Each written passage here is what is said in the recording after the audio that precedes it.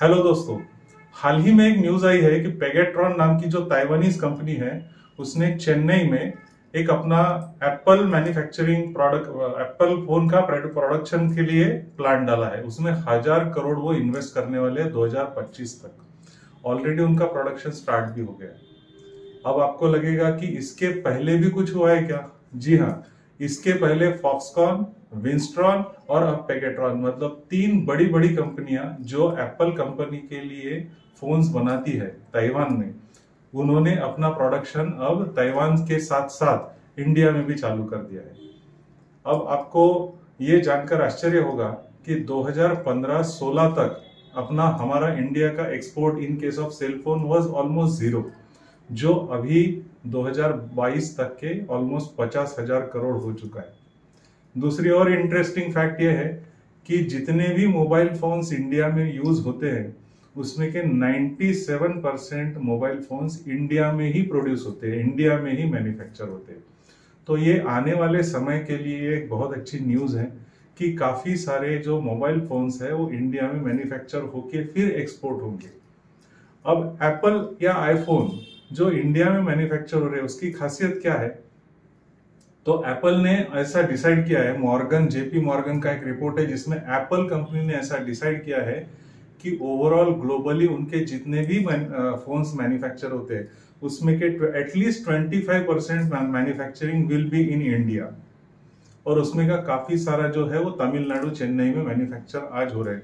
कुछ हमने देखा पिछले हमारे रील्स अगर वीडियोस देखे होंगे तो फॉक्सकॉन का भी गुजरात और हरियाणा में प्लांट सेटअप हो चुका है।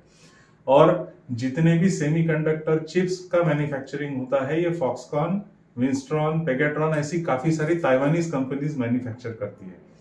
तो अब इसके आगे आने वाला समय जो है वो सेलफोन मैन्युफैक्चरिंग इंडिया में काफी ज्यादा होगा। अब ये चेन्नई में जो नई फैक्ट्री खुल रही है इसके वजह से 14,000 लोगों को जॉब मिलने वाला है। और ये जॉब लेबर जॉब नहीं है सिर्फ, ये काफी सारे अच्छे लेवल के लोगों के लिए जॉब होगा। तो जॉब मार्केट भी बहुत अच्छा ओपन होगा, पैसा भी इंडिया में आएगा, बहुत सारा एक्सपोर्ट भी होगा। Naturally there will be a boom in economy after 2-3 years जब ये प्लांट सेटअप होके फुल्ली ऑपरेशनल हो जाएंगे। तो एज ए एसएमई ओनर हमारे लिए इसमें क्या है? हमारे लिए ये समझने वाली बात है कि जब भी कोई बड़े बिजनेसेस, बड़ी मैन्युफैक्चरिंग फैसिलिटीज सेटअप होती है तो उससे रिलेटेड काफी सारी एंसिलियरी इंडस्ट्रीज को भी बहुत सारा बूस्ट मिलता है, क्योंकि छोटी छोटी जो चीजें लगती है वो छोटी छोटी इंडस्ट्रीज से ही आती है। लेकिन मेन फर्क क्या है कि अगर इंडियन मैन्युफैक्चरिंग यूनिट है तो वो आपसे काम करवाता है even if you are not systematically manage. But जब फॉरेन इन्वेस्टमेंट आती है, फॉरेन कंपनीज आती है, तो वो किसके साथ बिजनेस करती है? Those who are professional in their approach, those who are systematic in their business doing, और those who are systematic in their approach. तो क्या हमारा बिजनेस यूनिट ये स्मॉल एंड मीडियम एंटरप्राइज होने के साथ साथ सिस्टमैटिकली मैनेज्ड एंटरप्राइज है? तो हम ये जो आने वाला समय है जिसमें बहुत सारा पैसा, बहुत सारा मैन्युफैक्चरिंग, बहुत सारा अपॉर्चुनिटीज इंडिया में क्रिएट होंगी, इसका हम यूज कर सकते हैं। तो सोचिए, as a SME owner, am I a small and medium enterprise only और I am a systematically managed enterprise? आने वाला समय आपका ही है।